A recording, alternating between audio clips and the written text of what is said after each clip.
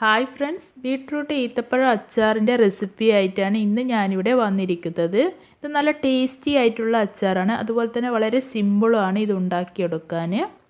പിന്നെ ഉണ്ടാക്കിയ ഉടനെ തന്നെ നമുക്ക് ഇത് കഴിക്കാനും പറ്റിയ ഒരു അച്ചാറാണ്. മറ്റുള്ള അച്ചാർ പോലെ ഇങ്ങനെ കുറച്ച് ദിവസങ്ങളൊന്നും കഴിയണ്ട. ഉണ്ടാക്കി അന്ന് തന്നെ നമുക്കിത് കൂട്ടിത്തുടങ്ങാം. 2 ബീട്രൂട്ട് എടുത്തിട്ടുണ്ട്, തൊലി കളഞ്ഞ് വെച്ചതാണ്. 4 അല്ലി വലിയ വെളുത്തുള്ളി, പിന്നെ ചെറിയ കഷ്ണം ഇഞ്ചി, 5 പച്ചമുളക്, ക്യാരറ്റിൻ്റെ പകുതി, ഈത്തപ്പഴം 10 പീസ് കുരു കളഞ്ഞ് വെച്ചതാണ്. പിന്നെ വിനാഗർ, വൈറ്റ് വിനാഗറാണ് എടുത്തത്. അപ്പോൾ ക്യാരറ്റ് ഒന്ന് ചോപ്പ് ചെയ്തെടുക്കുക. ചോപ്പറിലിട്ടിട്ട് ഒന്ന് ചോപ്പ് ചെയ്തെടുക്കണം.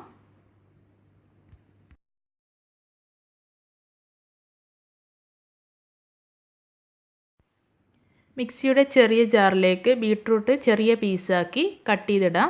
എന്നിട്ട് ഇത് നല്ലപോലെ അടിച്ചെടുക്കണം. നല്ലപോലെ അരയണം ബീട്രൂട്ട്. ഇഞ്ചി, വെളുത്തുള്ളി, പച്ചമുളക് ചെറിയ പീസാക്കി കട്ട് ചെയ്ത് വെച്ചിട്ടുണ്ട്. പിന്നെ ഈത്തപ്പഴവും നമ്മൾ മിക്സിയിലാണ് അടിച്ചെടുക്കുന്നത്. ഇതിൽ കുറച്ച് വിനാഗർ ചേർത്തിട്ട് അടിച്ചെടുത്താൽ മതി.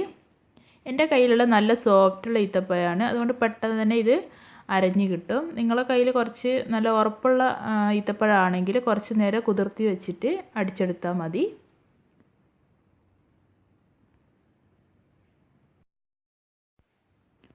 ഒരു പാൻ അടുപ്പത്ത് വെച്ച് നല്ലപോലെ ചൂടായാൽ ഇതിലേക്ക് ഓയിൽ ചേർത്ത് കൊടുക്കുക. ഞാനിവിടെ നല്ലെണ്ണയാണ് യൂസ് ചെയ്യുന്നത്, സീസം ഓയിലാണ് യൂസ് ചെയ്യുന്നത്. ഇത് 2 സ്പൂണോളം ചേർത്ത് കൊടുക്കുക. അപ്പോൾ കടുക് ഇഷ്ടമുള്ളവർക്ക് എണ്ണ ചൂടായാൽ ഇതിലേക്ക് കടുക് ഇട്ട് കൊടുക്കുക. ഞാൻ കടുക് ഇട്ടിട്ടില്ല. ഇഞ്ചി, വെളുത്തുള്ളി ചേർത്ത് കൊടുക്കുക. നിങ്ങൾ കടുക് ഇട്ടതിന് ശേഷം ഇഞ്ചി, വെളുത്തുള്ളി ചേർത്ത് കൊടുത്താൽ മതി. ഇഞ്ചിയും വെളുത്തുള്ളിയും ഒന്ന് മൂത്ത് വരട്ടെ, അതൊന്ന് ഇളക്കി കൊടുക്കാം.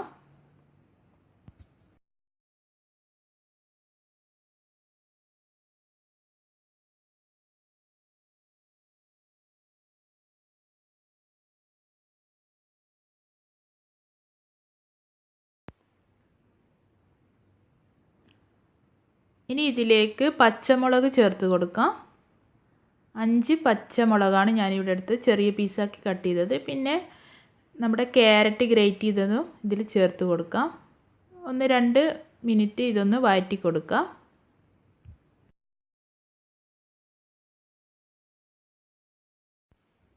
ഇനി ഇതിലേക്ക് ബീട്രൂട്ട് ചേർത്ത് കൊടുക്കാം.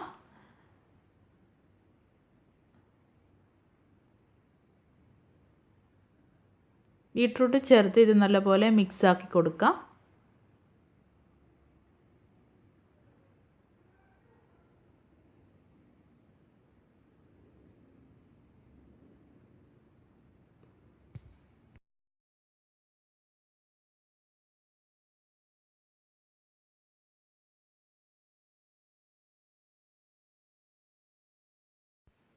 ഇതിലേക്ക് 2 സ്പൂണ് മുളക് പൊടി ചേർത്ത് കൊടുക്കുന്നുണ്ട്. പിന്നെ ആവശ്യത്തിനുള്ള ഉപ്പും കൂടി ചേർക്കാം. ഇതിൽ മസാല പൗഡറായിട്ട് മുളക് പൊടി മാത്രമാണ് ചേർക്കുന്നത്.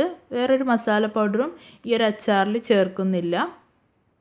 വളരെ സിമ്പിളാണ് ഉണ്ടാക്കിയെടുക്കാനും നല്ല ടേസ്റ്റുമാണ്. അപ്പോൾ ഇതൊന്ന് വഴറ്റി കൊടുക്കാം.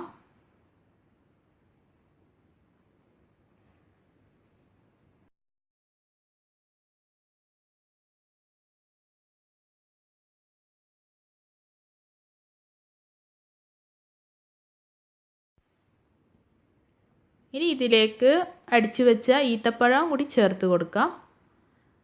ഈത്തപ്പഴം കൂടി ചേർത്ത് നല്ലപോലെ മിക്സാക്കി നമുക്ക് സ്റ്റൗ ഓഫ് ചെയ്യാം.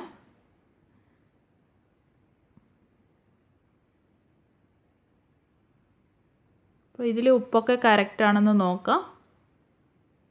ഞാനിവിടെ സ്റ്റൗ ഓഫ് ചെയ്തിട്ടുണ്ട്. ഇനി ഇതിലേക്ക് ഈത്തപ്പഴം അടിച്ചു വെച്ച ജാറിൽ കുറച്ച് വിനാഗർ ഒഴിച്ചിട്ട് ഇതിലേക്ക് ഒഴിച്ച് കൊടുക്കാം. ഇതിലേക്ക് കുറച്ചായി വിനാഗർ ചേർത്തിട്ട് മിക്സ് ചെയ്ത് നോക്കാം. ഇതിലെത്ര വിനാഗർ വേണോ അതിനാവശ്യമുള്ള വിനാഗർ ഒഴിച്ച് കൊടുത്താൽ മതി. അധികം ലൂസാവാൻ പാടില്ല. ഈ ഒരു അച്ചാർ കുറച്ചൊരു തിക്നെസ്സിലാണ് വേണ്ടത്. അപ്പോൾ നിങ്ങൾക്കിത് കാണാൻ പറ്റുന്നുണ്ടോ എന്നറിയില്ല. അച്ചാർ ഇവിടെ റെഡി ആയിട്ടുണ്ട്. ഈ ഒരു തിക്നെസ്സിലാണ് ഈ ഒരു അച്ചാർ വേണ്ടത്. അപ്പോൾ ലൈറ്റിൻ്റെ ചെറിയൊരു പ്രോബ്ലം ഉള്ളതുകൊണ്ട് നിങ്ങൾക്ക് ഇത് കാണാൻ പറ്റുന്നുണ്ടോ എന്നറിയില്ല. അപ്പോൾ ഈ ഒരു തിക്നെസ്സിലാണ് വേണ്ടത്. അപ്പോൾ നിങ്ങളിത് ട്രൈ ചെയ്ത് നോക്കണം. നല്ല ടേസ്റ്റി ആയിട്ടുള്ളൊരു അച്ചാറാണ്.